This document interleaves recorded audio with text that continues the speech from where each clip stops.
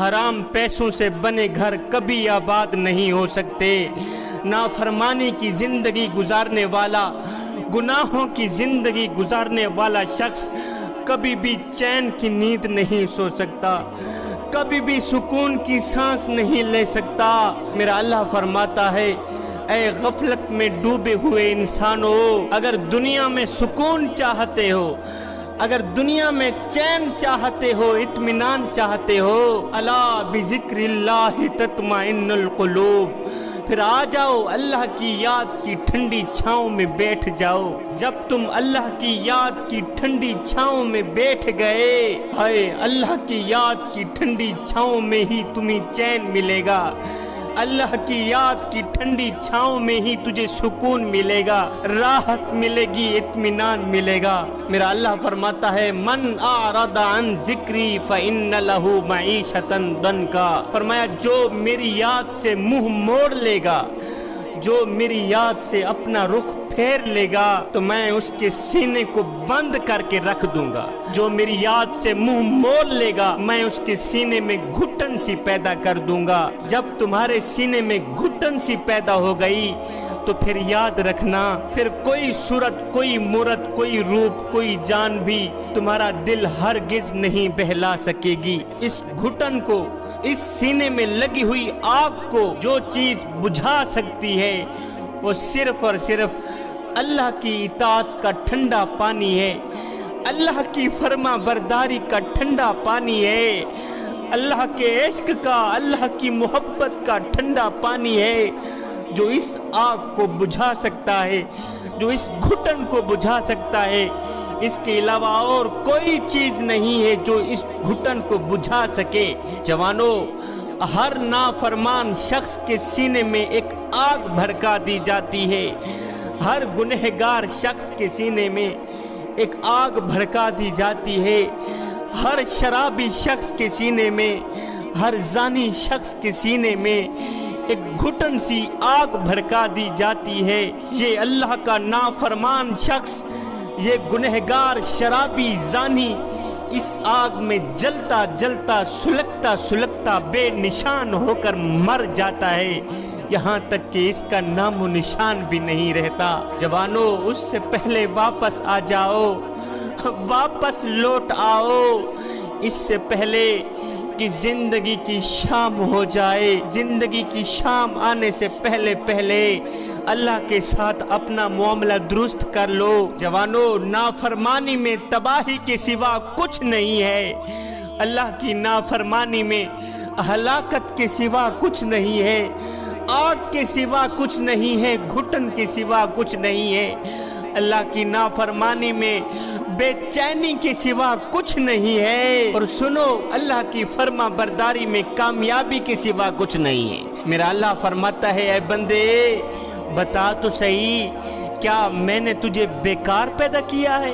اور نادان، میں نے تجھے حضرت انسان بنا کر دنیا میں بھیجا تھا، حضرت کا لقب دیا تھا، اشرف المخلوقات پیدا کیا تھا، میں نے تجھے حضرت انسان بنا کر دنیا میں بھیجا تھا، اور تو کیڑوں سے بھی بدتر نکلا۔ میں نے تجھے کہا تھا اپنے دل میں دنیا کی محبت نہ آنے دینا، اپنے دل میں شیطان کو نہ بٹھائے رکھنا، اگر یہاں دنیا کی محبت آئے گی تو میری محبت نکل جائے گی۔ اے تو نے میری محبت کو نکال دیا، میرے رسول کی محبت کو نکال دیا، اور دنیا کی محبت کو تو نے یہاں سما دیا، اور تجھ سے بڑا نادان بھلا اور کون ہو سکتا ہے؟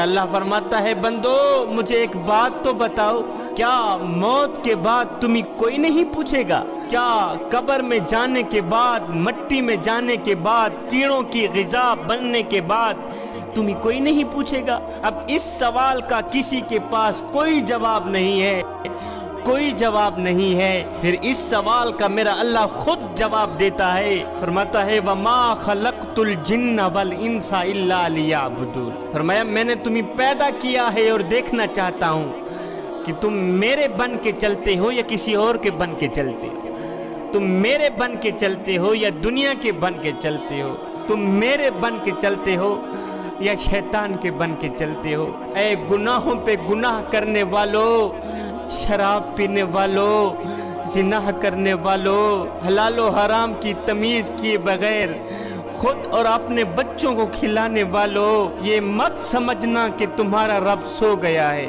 ये मत समझना कि तुम्हारा रब सो गया है। नहीं नहीं मियाँ, तुम्हारा रब तुम्हारी करतूतों से बाखबर है। तुम्हारा रब तुम्हारी करतूतों से वाकिफ है। ये ना समझना कि तुम्हारा रब कमज़ोर हो गया है, सो गया है।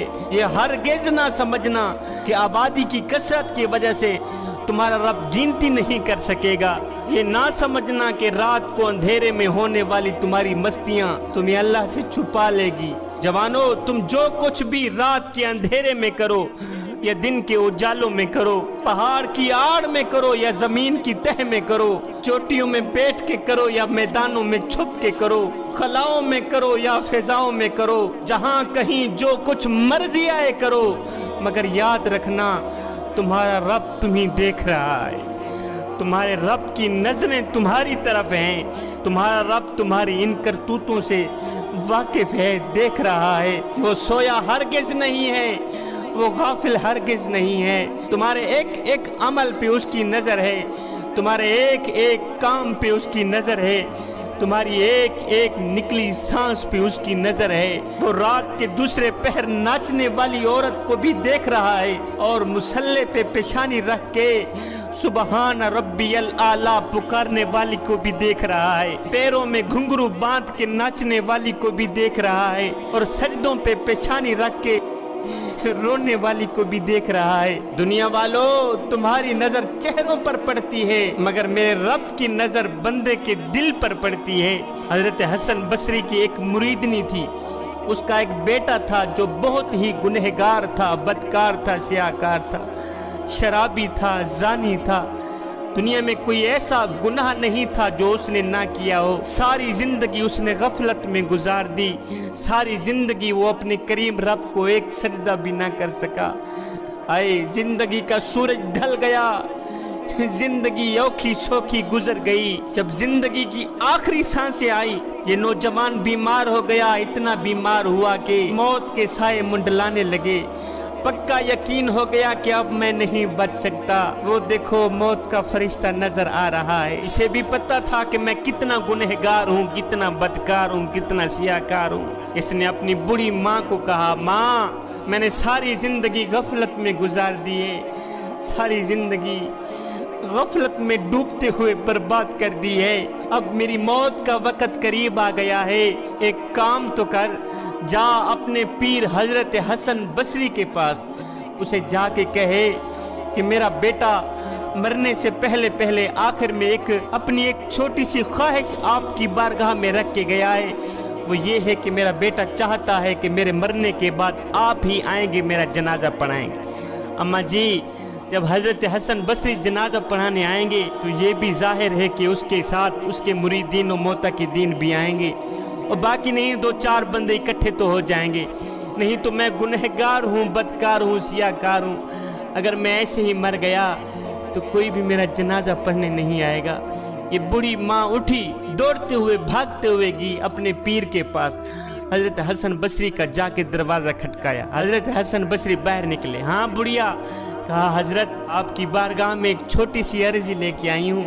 मेरा बेटा जिंदगी और मौत की कश्मकश में है, वो अभी मरने वाला है। उसकी ख्वाहिश है कि मेरे मरने के बाद मेरा जनाजा आप ही पढ़ाएंगे। हजरत हसन बसरी ने फरमाया, ओहो बुढ़िया, मैं तो तेरे बेटे का जनाजा हरगिज नहीं पढ़ाऊंगा। तेरा बेटा गुनहगार है, बदकार है, सियाकार है, गंदा है, खलीज है, शराबी है, ये है वो है। उसने सारी जिंदगी अपने करीम रब की ज़ात को एक सजदा भी नहीं किया।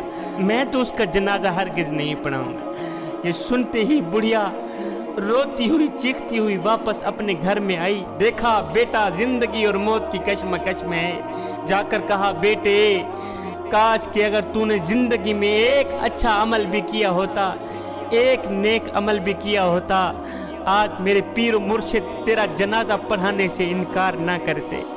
बेटे, तूने सारी जिंदगी अल्लाह की नाफरमानी में गुजार दी। मुर्शिद के जनाजा ना पढ़ाने की खबर सुनकर ये गुनहगार शख्स मरते हुए बोला, کہا ماں مجھے ایک بات تو بتا. کہا جی بیٹے میں قربان تیری جوانی پر.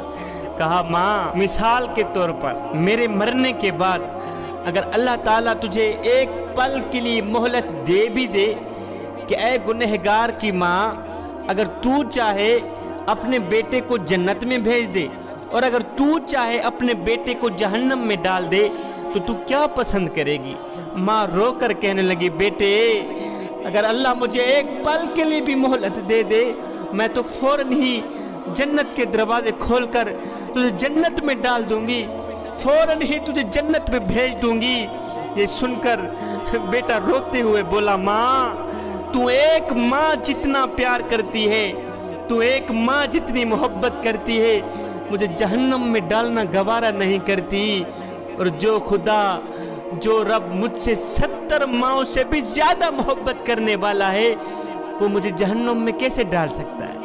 یہ کہتے ہی اس شخص کی روح پرواز کر گئی. ادھر سے حضرت حسن بصری سوئے ہوئے تھے.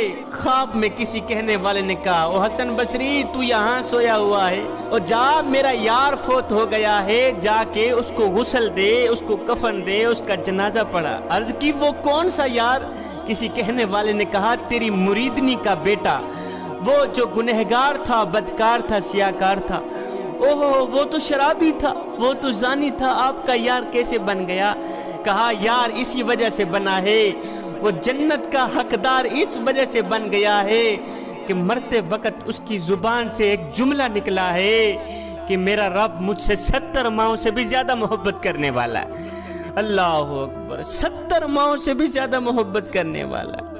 وہ گنہگار شخص میرے کرم کا سہارا لیتے مرا ہے، وہ گنہگار شخص میری رحمت کا سہارا لیتے مرا ہے، اور جو گنہگار بھی، جو شخص بھی میری رحمت کا سہارا لیتا ہے، میرے کرم پہ نظر رکھتا ہے، میری رحمت پہ نظر رکھتا ہے، تو پھر میں اپنی رحمت کے صدقے اسے بخش نہ دوں، یہ میری رحمت گوارا ہی نہیں کرتی. ہے خشیت الہی میں آ کر خوف کی وجہ سے آنکھوں میں سے ایک آنسو نکلا تھا، ابھی ایک آنسو زمین پر نہیں گیا تھا، اللہ نے اس کی بخشش پہلے فرما دی.